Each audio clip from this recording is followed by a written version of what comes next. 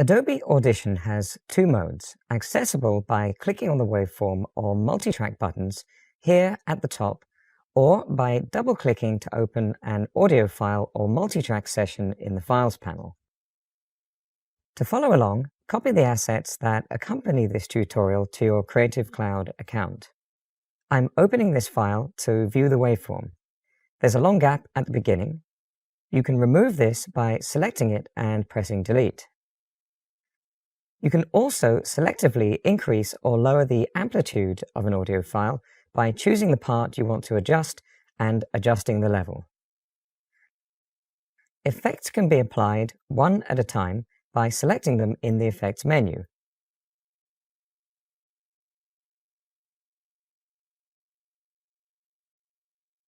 Or by adding them as a list in the Effects rack, which allows you to experiment with effect combinations before applying them. So you really feel it's transcendent. And I think stories which touch people, stories that move them, they tend to be ultimately transcendent stories. Effects help you get started with detailed controls to finesse your adjustments. You can also batch process audio files to remove issues like 60 Hz hum, or match the amplitude of clips using a range of measures, including industry-standard broadcast loudness options. The Multitrack view offers a comprehensive set of non-destructive tools for mixing and editing audio. Changes you make in this mode do not modify your original audio files. Clips added to a multitrack session can be moved to blend them together. They can be edited and adjusted.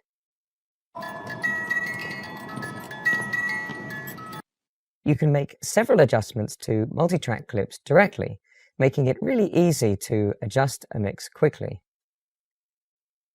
For example, adjust a clip level to make it more audible. The Multitrack Effects Rack is non-destructive and functions in a similar way to the Waveform Editor Effects Rack.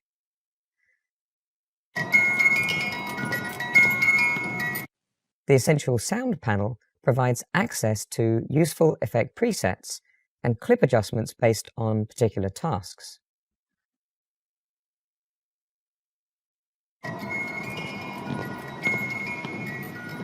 Audition has a number of panels, each providing different functionality.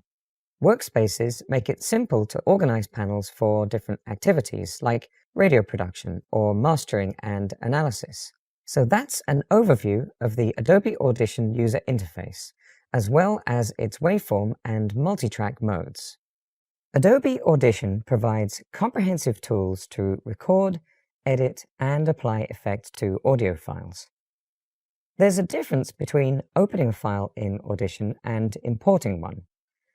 When you open a file, it's added to the Files panel and opened in the Editor panel. When you import a file, it's added to the Files panel without opening it in the Editor. To follow along, copy the assets that accompany this tutorial to your Creative Cloud account. You can import files by clicking the button, double-clicking in a blank area in the Files panel, or even by dragging them directly from Windows Explorer or the Finder in macOS. To make a recording from a USB microphone or built-in microphone, first create an audio file. You can leave the other settings at their default values in the new audio file dialog box. Click the Record button to begin recording. This is a new voiceover created with Adobe Audition. A waveform display shows audio amplitude over time, going from left to right. The taller the waveform, the louder the sound. You can zoom in and out using the navigator at the top of the Editor panel. Change the overall volume using the HUD control. Apply similar adjustments to parts of your audio by making a selection first.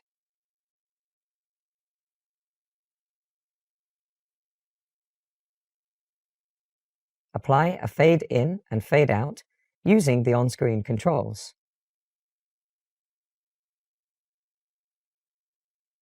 apply an effect using the Effects menu. This parametric EQ effect allows you to adjust the audio level at particular frequencies.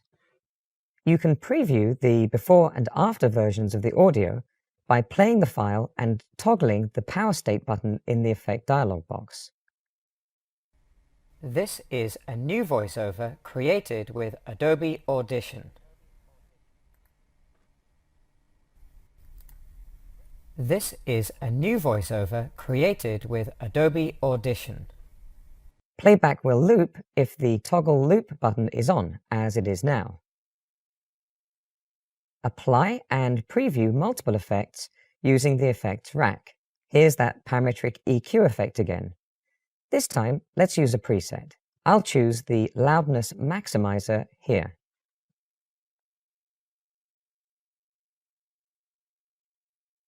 Now, here's a studio reverb to add presence to a vocal. I'll select Room Ambience 2 this time. You can preview up to 16 effects. This is a new voiceover created with Adobe Audition. And when you're happy with the result, click the Apply button. You can save a file in a number of formats, such as MP3 or M4A. Go to the File menu and choose Save As. Choose a file name, output location, format, sample type, and format settings,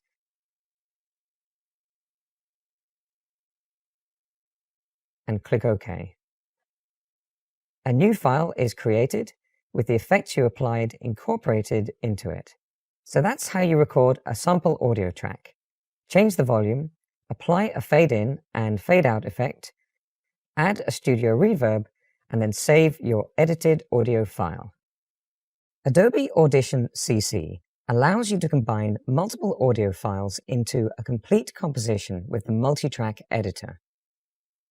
When you create a new multitrack session, you have the option to begin with default settings, track names, and no effects, or to use one of several template session types which have pre-named tracks with useful effects already applied. Let's use a template, Radio VO with music ducking. To follow along, copy the assets that accompany this tutorial to your Creative Cloud account. Multitrack session effects can be applied to individual clips or to the tracks on which the clips are located. Using track-based effects is an extremely efficient way to make adjustments to multiple clips, though you'll need to organize your session to make sure clips are added to the correct tracks. In this template session, tracks are named to make it easier to organize your session. In this case, add music to the music track and lower the track level to about -18 dB, because it's likely to be generally too loud otherwise. The music track already has an effect applied called Dynamics Processing, which is pre-configured to reduce the audio level for clips on this track when there's audio on the voiceover track. This is called music ducking. This system of using the contents of one track to change the way an effect is applied on another track is called sidechaining. A good example of using this effect is in radio broadcasting, where music gets quieter while the DJ speaks. Let's try this out by recording my voice directly into the multitrack session. You can record audio from any hardware inputs you have directly onto a track. In this example, I'm going to record my microphone alone, but you could easily configure multiple tracks to record different inputs at the same time. This might be a music performance with multiple instruments or multiple microphones. I'm choosing my microphone and arming the track for recording by clicking this button. Notice the meter now shows the level as I'm speaking. This helps you verify that you have the correct input selected. Let's record now. Because the voiceover track is armed for recording, when I click the record button at the bottom of the editor panel, new audio will be recorded onto the track. The recording begins at the location of the playhead, which is this line. This is some voiceover. You'll notice I'm leaving some gaps in my speech. because this demonstrates music ducking. Let's listen to that with the ducking now applied to the music. This is some voiceover. You'll notice I'm leaving some gaps in my speech because this demonstrates music ducking. View track effects by clicking on the Effects button. If the music level needs to be reduced more or less, then by double-clicking on the effect name, you can change the effects in the Dynamics Processing effect. These controls change the relationship between the original audio level and the output audio level. In this case, I'm making a dramatic change to the output so you can hear a more exaggerated effect. Let's play this over again and hear how the sound changes. This is some voiceover. You'll notice I'm leaving some gaps in my speech because this demonstrates music ducking. If you don't like the way things sound, you can always go back to the Dynamics Processing effect and make further adjustments. I'm going to use the razor tool to separate the sections of voiceover and reposition them to change the timing. Now that I'm happy with the new timing, I'm going to choose the Move tool, select them, right-click, and choose Groups, Group Clips. Notice the keyboard shortcut is Ctrl-G. That's Command-G on macOS. Now, when I move any of these clips, they move together. Ungroup them by right-clicking and choosing Group, Group Clips again to deselect it. You can customize track colors, which by default will automatically update clip colors. You can also change individual clip colors. Large multi-track sessions can become complex, and one way to stay organized is to use specific colors for particular kinds of audio. So that's how you combine multiple audio files into a complete composition with a multi-track editor, as well as apply a music ducking effect that automatically lowers the audio level of a clip when there's a voiceover track present. Adobe Audition CC allows you to produce a multi-track session with video as a reference. For example, you might produce a mix for a film or clean up some interview audio. To follow along, copy the assets that accompany this tutorial to your Creative Cloud account. This multi-track session was created for video, so let's add a video track and a reference clip. You can easily add tracks to a multi-track session by going to the Multitrack menu and choosing Track. There are a number of options, with each track type giving you controls suitable for different audio clip types. There's mono, stereo, and 5.1, for example. For this exercise, let's choose video. Now, let's add a video clip. Audition supports a wide range of video formats and has a video panel to display content. We can access the video panel in the window menu, but I'm going to switch to the Edit Audio to Video workspace to take us straight to it. Now, as I play the multi-track session, we can see the reference video. Are you hurt? This multi-track session has two pieces of music, and I'd like them to crossfade. By default, when you overlap clips, a crossfade is applied automatically. One move out of place and you're ground to a pulp. But isn't it? Pulp, you know. Is that what you want? Pulp. There are several options when creating crossfades. For example, you might want the first piece of music to stay audible for longer, while the second piece builds more slowly. To do this, we'll create an asymmetrical crossfade. Right-click on the crossfade icon to select Asymmetrical. Now you can adjust the crossfade icons separately.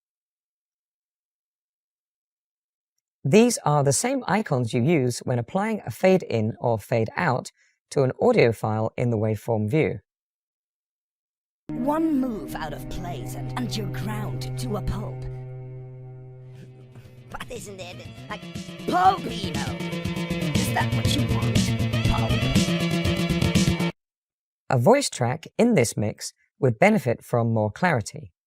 First, I'm going to solo the track to hear it more clearly. Soloing a track means you only hear that track. I'm going to select the voice clip, then go to the dialogue options in the Essential Sound panel. Notice you can expand or collapse sections in the Essential Sound panel by clicking on the headings. I'm going to play the audio while adjusting the dynamics control to improve the sound. Let's have a listen. One move out of place and you're ground to a pulp. You'll notice a dynamics effect is added to the effects rack, which is giving us our new clarity. You can adjust the settings in that effect for more precise control by double-clicking on it in the effects rack. Turn off the solo option to hear the whole mix again. The music is a little too loud. I'm going to reduce the volume by adjusting the track level rather than changing the individual clips. If you're organized and keep particular kinds of audio on dedicated tracks, you can use this more efficient approach to make your adjustments. By default, the Multitrack mixer shares a frame with the Multitrack editor. Let's take a look at it. In fact, let's make a little change to the interface so we can see exactly what's going on. Panels in Audition can be moved between areas of the interface called frames by dragging them. Click on a panel tab, and when you drag the interface, it'll highlight new locations for you to place it. I'm going to place the mixer next to the Multitrack editor so we can see both at once. Scroll with the mouse cursor over the track headers to change their height. Notice the tracks displayed in the mixer have the same names as the tracks in the Multitrack editor. That's because they are the same tracks. The Multitrack mixer displays several controls for each track, using the space tracks take up in the Multitrack editor to display everything all at once. In addition, there's a fader control that makes it easier to apply nuanced adjustments to levels. Let's play the mix and adjust the fader for our music to improve things. That what you want, Pulp? Emo, your goal in life. Pulp!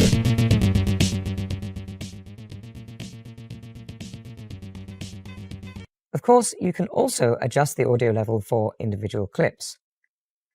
This voice clip is a little quiet. This line controls volume, so I'm going to drag it up a little. Pulp! Once you're happy with your mix, you just need to export it. Choose File, Export, Multitrack Mixdown. Then choose Entire Session. Choose a name and browse to select a location.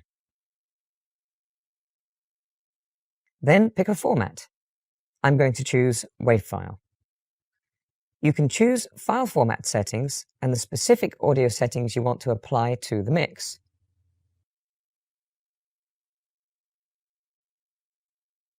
When you're happy with the settings, click OK, and a new file is created from your multitrack session. So that's how you produce a multitrack session using a video as a reference.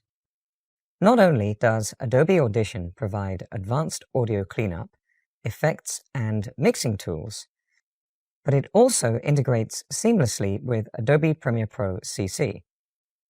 There are a couple of approaches to this. Let's take a look at the options. To follow along, copy the assets that accompany this tutorial to your Creative Cloud account. Here, we're in Premiere Pro with a sequence that contains a voice recording that's noisy. Let's listen to what we have. I'm going to click into the timeline and use the spacebar to start and stop playback. This is some voiceover. You'll notice I'm leaving some gaps. Let's use the advanced noise reduction features offered by Audition to clean this up. To send a clip to Audition, select it, go to the Edit menu, and choose Edit in Adobe Audition, Clip. Notice that I'm choosing the individual clip option rather than the sequence option, which I'll cover later. Now we're in Audition. use the time selection tool to select the part of the audio that's noisy but shouldn't be. We're going to use this selection to tell Audition which audio to remove. Go to Effects, Noise Reduction and Restoration, Capture Noise Print. After you see the confirmation dialog box, you're ready to apply noise reduction. Deselect by clicking anywhere on the audio once. Because you haven't kept a selection, the change you're about to make will be applied to the whole audio file.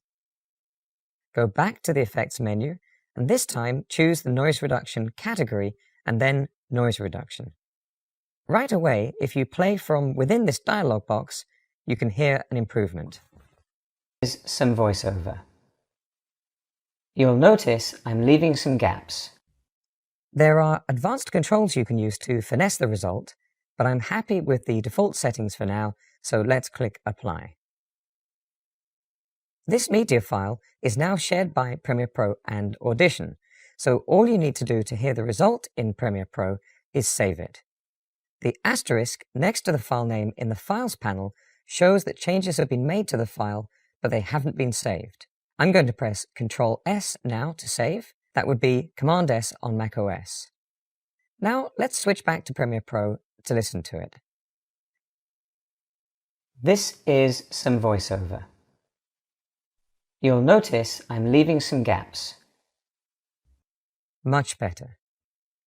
You can also send a complete sequence from Premiere Pro to Audition to create an advanced mix. Let's do that now. Go to the Edit menu and choose Edit in Adobe Audition, Sequence. There are some pretty straightforward options in this dialog box. I want to draw your attention to just one menu, Video. Keep this menu set to Dynamic Link. Choosing this option means that Premiere Pro will send the video part of this sequence to Audition as a live stream, meaning that changes made in Premiere Pro will update dynamically in Audition. When you click OK in this dialog box, Premiere Pro creates copies of every audio clip in the sequence and produces an XML file based on that sequence, which Audition will open, with the clips all in position ready to continue working. The Premiere Pro sequence opens in Audition as a multi-track session, and you're ready to work on the mix. Several of these voice clips have differing audio levels, so select them and go to the Essential Sound panel, which provides several advanced audio adjustments in a unified panel. Select Dialogue as an audio type, then click on the Unify Loudness heading to display the Auto Match option. Click the Auto Match button to automatically apply a non-destructive ITU loudness standard clip gain adjustment to all the selected clips so they match. The music was digitized from an LP, and it contains some clicks and pops from damage to the original vinyl record. I'm going to solo the music track so we can just hear the music. Let's listen to what we have. To clean up those clicks and pops in the audio, first double-click on the music so it opens in the waveform view. The Diagnostics panel provides a number of tools to analyze and fix audio files. Choose the declicker effect. For this complex audio, set the threshold low to identify more noise and the complexity high to expand the analysis. Click Scan to begin the analysis. The declicker has found a number of clicks and pops, so select Repair All to repair them. And let's listen again.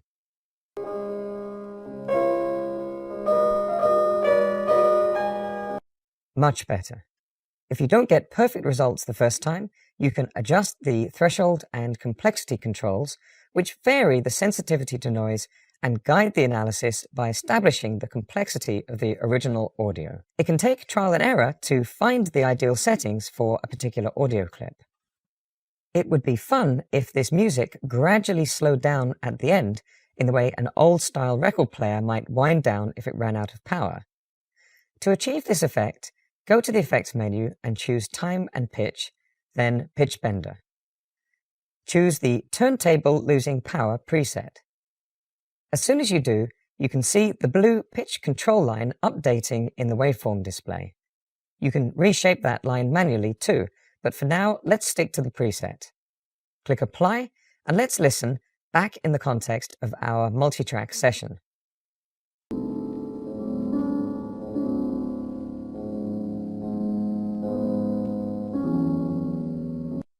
Once you're happy with the mix, you can output it. You might save the multitrack session as a file by going to the Multitrack Mixdown options. You might also choose to export it to Premiere Pro.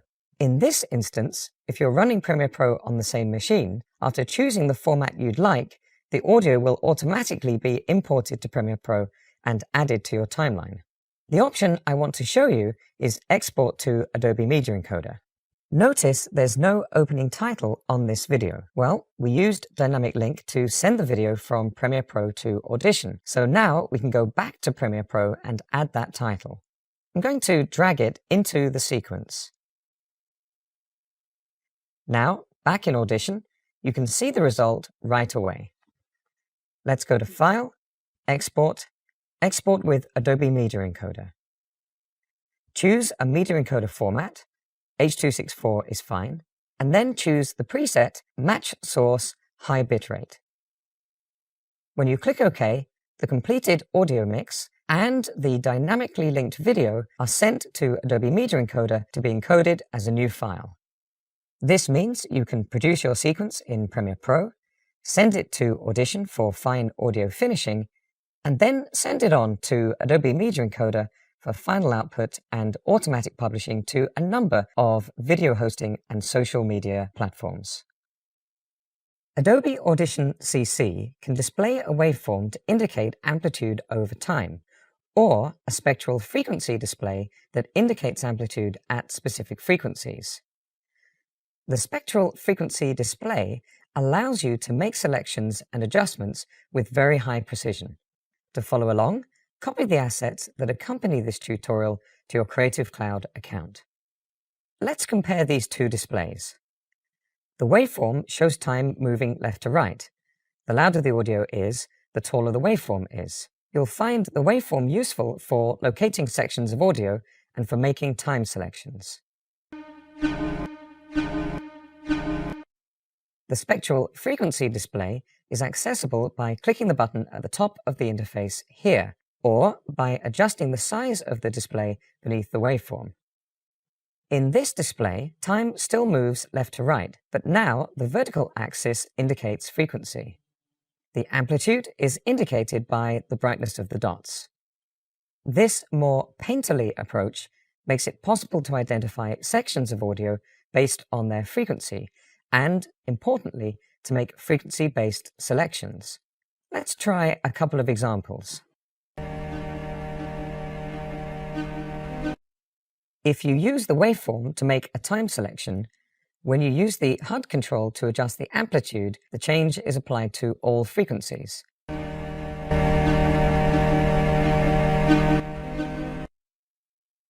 Now, see what happens when you use the Marquee Selection tool to choose some frequencies in the spectral frequency display.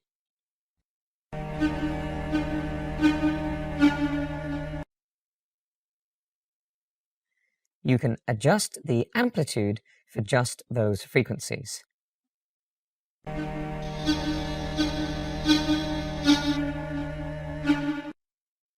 Just as effects are limited to selections in the waveform, you can limit them to specific frequencies in the spectral frequency display. You can also quickly remove certain frequencies. This clip has a telephone ringing in the background. It's easy to see where the telephone ring is. Company committed to health and fitness. Select the telephone ring and press delete to remove it. Let's listen again. Company committed to health and fitness. You'll notice there's a paintbrush selection tool to make very precise selections in the spectral frequency display. There's also a spot healing brush tool. Listen to this clip.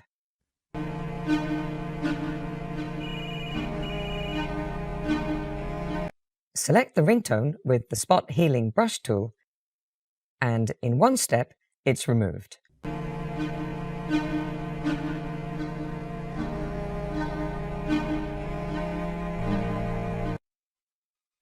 So that's the differences between the waveform display and the spectral frequency display. which indicates amplitude at specific frequencies and is great for removing unwanted sounds from your audio.